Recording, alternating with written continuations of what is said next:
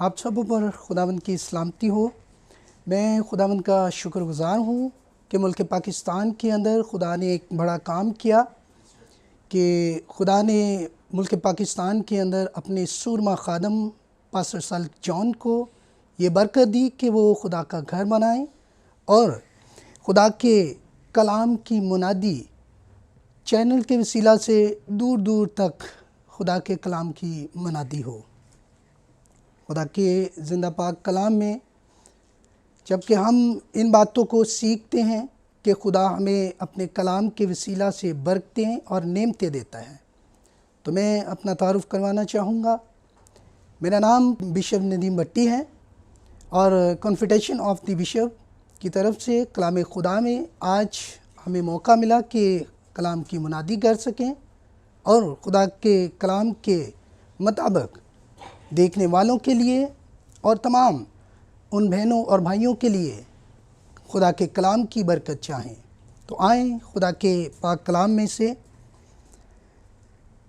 हम इन बातों को सीखेंगे। और काफ़ी बार ऐसा होता है कि बहुत सारी बातें उठ खड़ी होती हैं। यहाँ पर मैं खुदा के पाक कलाम की तिलावत करूँगा। पहला कुरिन्थियों उसका 15 बाब और उसकी 12 आयत में से जो देख रहे हैं, जिनके पास खुदा का कलाम है, वो ज़रूर मेरे साथ खुदा के पाक कलाम को खोलिएगा। तो मैं खुदा के पाक कलाम में से पढ़ूँगा। पर जब मसीह की ये मनादी की जाती है कि वो मुर्दों में से जी उठा, तो बाज़ क्यों कहते हैं कि मुर्दों की क़यामत है ही नहीं। खुदा के पाक कलाम पढ़े और सुने और समझे जाने पर हम सबों की रहनुमाई हो। मेरे अज़ीज़ों, खुदा के पाक कलाम में जब हमने इस बात को देखा कि कलाम मुक़द्दस में बहुत सारी ऐसे रेफरेंस मिलते हैं, मगर मैं इसी को काउंट करता जाऊंगा, इसी पर बात करना चाहूँगा और सिखाना चाहूँगा। खुदा के पाक कलाम में जब मसीह मुर्दों में से जी उठा तो एक ज़बरदस्त वलवला उठा कि मसीह मुर्दों में से किस तरह जी उठा।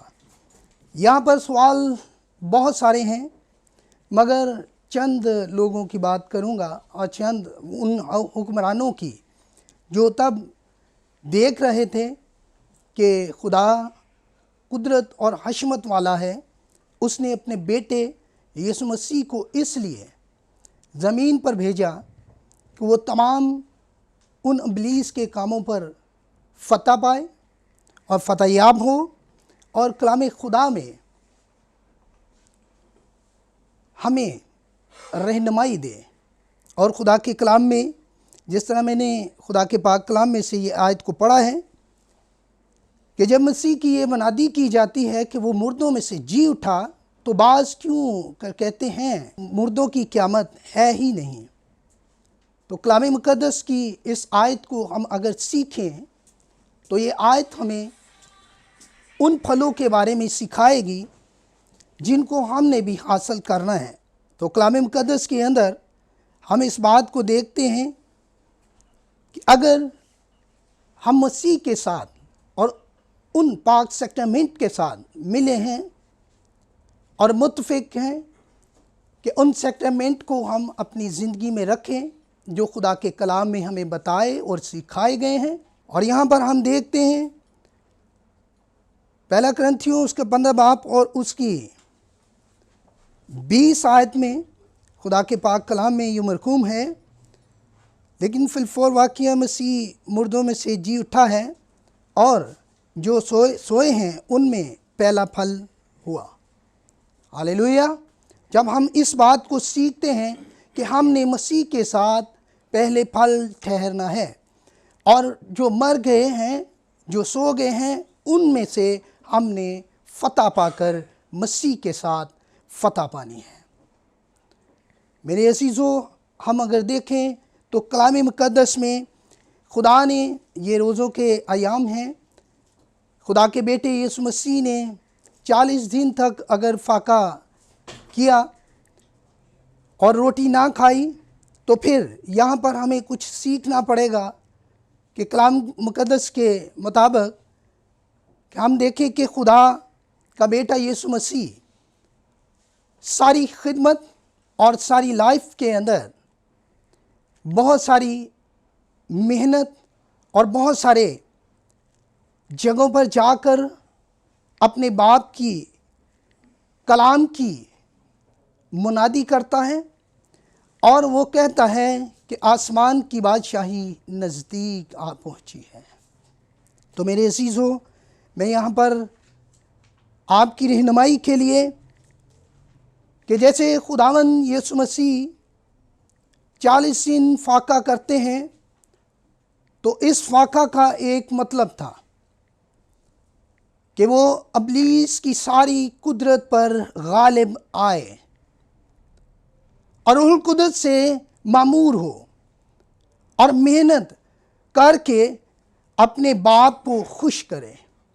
तो हम भी यहाँ पर देखें कलाम मुक़द्दस में हमें नज़र आएगा कि खुदावंद यीशु जब इन दिनों में फाका करते हैं तो अबलीस उनके दरमियान खड़ा रहता है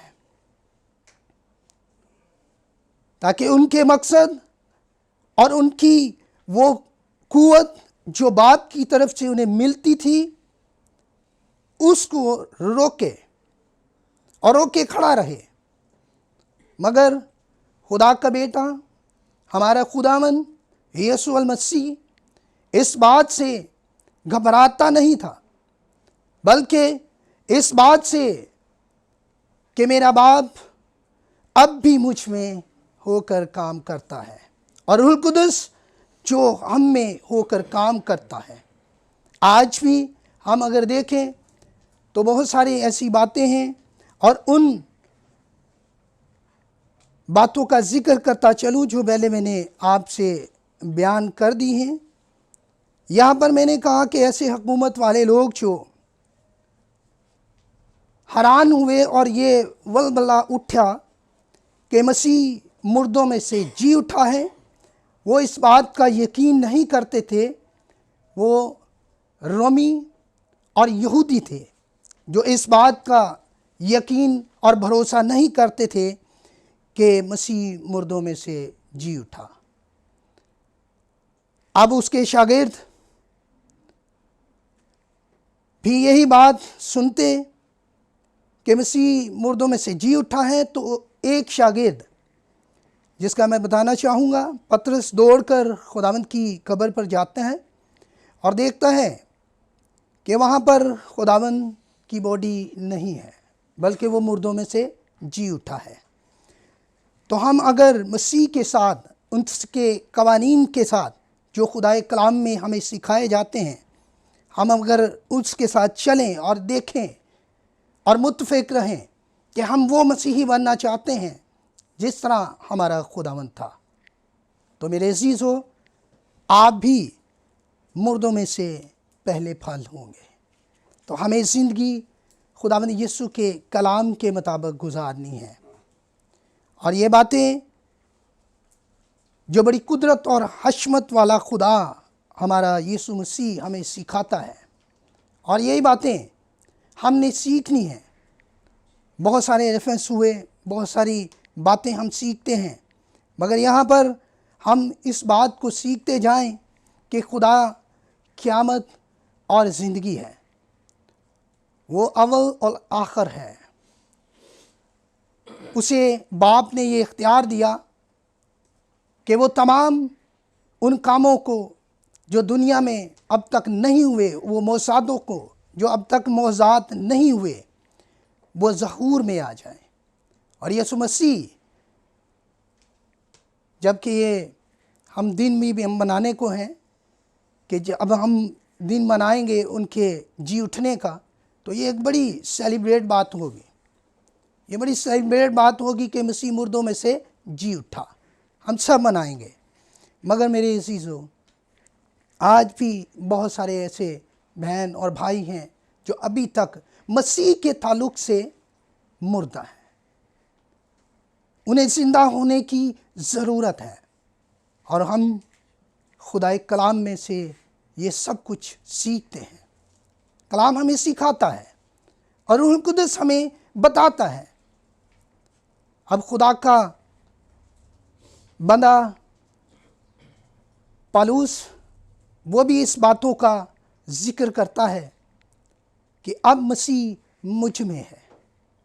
तो मेरे अजीज़ों, अगर हम मसीह को अपने बदन में लेना चाहते हैं तो फिर वो सैक्रामेंट जो खुदा ने हमें बताए हैं उनको पूरा करने की ज़रूरत है। आप उस रोटी में शरीक हों, आप नजात की तरफ आएँ, बपतिस्मा लें और उस नजात की बातों को पूरा करें, तो हम देखें कि कलाम के मुताबिक हमारी ज़िंदगी बरकतों और नेमतों से आसूदा होगी। अब खुदा हमें अपनी बरकतों और नेमतों से आसूदा करेगा। और बहुत सारे ऐसे भाई हैं जो अब रोज़ा रख रहे हैं, अब फाका कर रहे हैं, लेकिन मैं रोज़ा के ताल्लुक से भी ये बात करता चलूँ, रोज़ा शिफा और मौज़ात के लिए रखा जाता है कि खुदा हमारी ज़िंदगियों में मौज़ात करे और हमें शिफा दे। रोज़ा का एक मतलब तो ये भी है। अब रोज़ा का मतलब ये भी है कि बहुत सारे लोग ये कहते हैं कि मैंने खुदावंद के लिए रोज़ा रखा, और मैं कहता हूँ कि खुदा का कलाम हमें सिखाता है कि जब भी हम रोज़ा रखें तो खुदावंद ये कहते हैं कि अपने और अपने बच्चों के लिए रो और मातम करो, जबकि ये हर एक के साथ ऐसा करते हैं, सूखे के साथ क्यों ना करेंगे।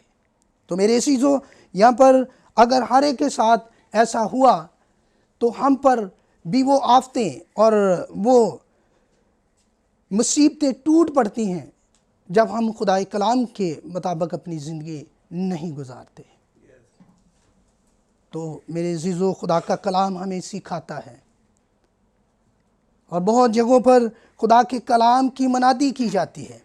बहुत जगहों पर खुदा के कलाम की मनादी करने वाले खादम हैं। जैसे खुदा ने अपने खादमों को ये इख्तियार दिया हुआ कि वो बीमारियों को डांटें, बदरूहों को निकालें, और ये मौज़ात खुदा के पाक रूह के वसीला से होते हैं। और खुदा का पाक रूह हम में काम करता है। जैसे पौलुस रसूल इस बात को इस तरह से बयान करता है कि अब मसीह मुझ में ज़िंदा है और मैं मसीह में हूँ। तो मेरे अज़ीज़ों, यहाँ पर हमने खुदा कलाम में से ये सीखा और पढ़ा है कि हमें अपनी ज़िंदगी किस तरह से गुजारनी है, और हमारी ज़िंदगियाँ खुदावंद के लिए हैं।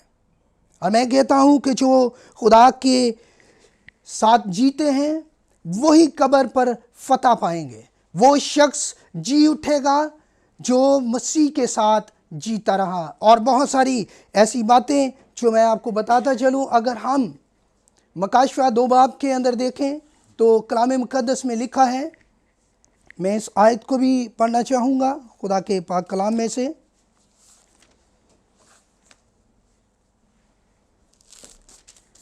जी मेरे अज़ीज़ों, यहाँ पर खुदा के पाक कलाम में अगर हम देखते हैं मकाशवा 2 बाब और उसकी 8वीं आयत में, तो खुदा के पाक कलाम में लिखा है, और स्मुरना की कलीसिया के फरिश्ते को ये लिख कि जो अव्वल आखिर है और जो मर गया था ज़िंदा हुआ, वो ये फरमाता है कि मैं तेरी मुसीबत और गरीबी को जानता हूँ, मगर तू दौलतमंद है, और जो अपने आप को यहूदी कहते हैं और है नहीं बल्कि शैतान की जमात हैं, उनके लान तान को भी जानता हूँ। खुदाए पाक कलाम पढ़े, सुने और समझे जाने पर हम सबों की रहनुमाई हो। यहाँ पर खुदा के पाक कलाम में हमने देखा स्मुरना की कलीसिया में बहुत सारे ऐसे लोग बसे हुए थे, और रोमी शहनशाह दुमनीस के लिए उन्होंने स्मुरना के अंदर, इस हुकूमत के अंदर मंदिर बनाए हुए थे। उन मंदिरों के अंदर रोमी शहनशाह के लिए बहुत नफीस चीज़ें रखी गई कि वो बुतों की परस्तिश करें। और हम जो खुदावंद यीशु मसीह के कलाम के मुताबिक हम अपनी ज़िंदगियां गुजारते हैं, और यहाँ पर स्मुरना की कलीसिया के अंदर चंद मसीही जो थे वो इस बात पर मुत्फिक थे कि खुदा हमारी ज़िंदगी में काम करता है और हमारी दुआओं और मिन्नतों को सुनता है और हमारी फरियादों पर कान लगाता है। और जब यहाँ पर स्मुरना की कलीसिया के अंदर एक बात चलने लगी और रोमी शहंशाह ने यह हुक्मनामा जारी किया कि उन मसीहों को रोका जाए, इसलिए कि वो खुदा की इबादत करते हैं। और वो बड़ा हैरान हुआ उनकी तालीम से, जो मसीही थे उनकी तालीम से बड़ा हैरान था। और यहाँ पर उसने हुक्मनामा जारी कर दिया कि मसीहों को पकड़ा जाए, उन पर तशद्दुद किया जाए। तो यहाँ पर हम 9वीं आयत में देखते हैं कि खुदावंद फरमाता है कि मैं तेरी मुसीबत और गरीबी को जानता हूँ। ये आयत हमें इस बात को सिखाएगी कि हम मुसीबत में जब पड़ते हैं तो खुदा हमें देख रहा होता है। उसमें हमारी कुछ ऐसी गलतियाँ होती हैं जब हम मुसीबत के अंदर आ जाते हैं। कुछ बातें ऐसी हम मान लेते हैं कि जो हमें खुदा कलाम बिल्कुल नहीं सिखाता। रोमी शहंशाह ने जब हुक्मनामा जारी कर दिया कि मसीहों पर तशद्दुद किया जाए, तो स्मुरना की कलीसिया के अंदर यूहन्ना रसूल के शागिर्द पोलीकार्प से कहा गया, जो वहाँ के बिशप थे, कि तू यीशु मसीह का इनकार कर। उसने दो टोक इस बात से इनकार किया कि मैं कभी भी रोमी शहंशाह को आका नहीं मानूंगा और ये कभी भी इकरार नहीं करूंगा कि रोमी शहंशाह आका है, बल्कि उसने कहा कि मेरी सारी ज़िंदगी में खुदावंद यीशु ने मेरा कभी इनकार नहीं किया, तो मैं कैसे अपने खुदावंद का इनकार कर सकता हूँ। इस बात से जो यहूदी और रोमी थे उनको बड़ी तकलीफ़ उठी कि ये क्या बातें करता है और ये क्या कहता है, जबकि मैं यहाँ का आका और बादशाह हूँ। और इतनी मजबूती कि ये खुदा का बंदा बिल्कुल नहीं कहता कि मैं यीशु का इनकार करूं। और खुदा के बंदे ने इस बात से इनकार नहीं किया। फिर इस बात से मसीहों पर तशद्दुद होना शुरू हुआ। उसने कहा कि मसीहों को आग में ज़िंदा जला दिया जाए और मसीहों को कत्ल किया जाए। जब मसीहों को ज़िंदा आग में जला दिया गया तो फिर भी जो मसीही ईमान रखते थे वो कभी भी यीशु का इनकार नहीं करते थे। खुदा हमें ये बातें सिखाता है। और मैं कलाम मुक़द्दस में इस बात को बताता जाऊंगा कि अगर हम इसी बाब की 12 आयत में से हम देखें तो यहाँ पर परगमन की कलीसिया के बारे में चंद बातें हैं, मगर मैं यहाँ पर चंद बातों का जिक्र करूँगा। यहाँ पर खुदा के पाक कलाम में बहुत सारे यहूदी जो हैं वो ये चाहते थे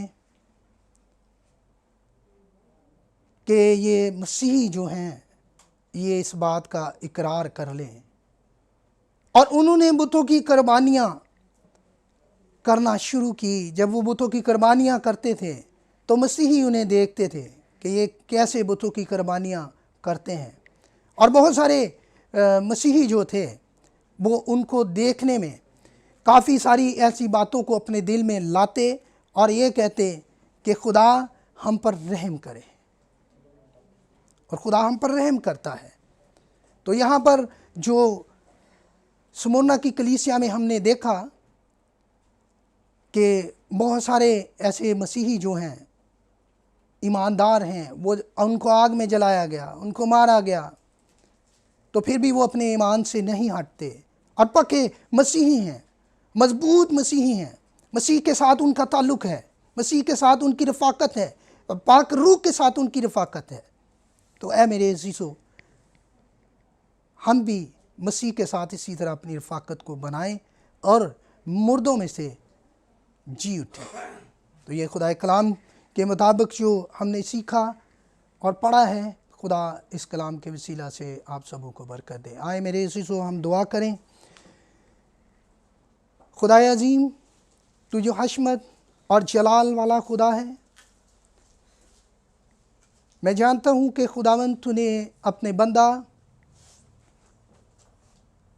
पास्टर सालिक जॉन बरकत को अपने कलाम के मुताबिक बेहतरीन मसीह और बेहतरीन सूरमा ठहराया।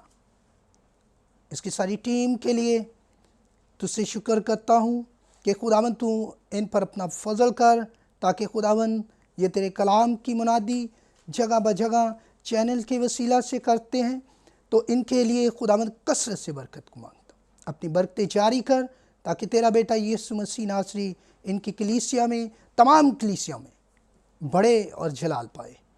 और खुदावन देख तेरा शुक्रिया अदा करता हूँ, जो चर्च मिनिस्ट्री तूने मुझे दी, माय लाइफ इज़ यीशु नासरी मिनिस्ट्री, खुदावन इसके लिए तुझसे बरकत को मांगता हूँ। यीशु नाम में कसरत से बरकत दे। और हम सबों पर जो देख रहे हैं, उनके बदनों के अंदर कोई बीमारियां हैं, तो तेरे यीशु नाम में उनको झिड़कता हूँ। ये तेरा दिया हुआ अख्तियार है, और इस अख्तियार के साथ इन बीमारियों को निकालता हूँ। तमाम बीमारियां तेरे यीशु नाम में जाती रहें, और खुदावंद देखने वाले, सुनने वाले शिफा पाएँ, बाप और बेटे और रूह कुद्दूस के नाम में। आमीन, आमीन।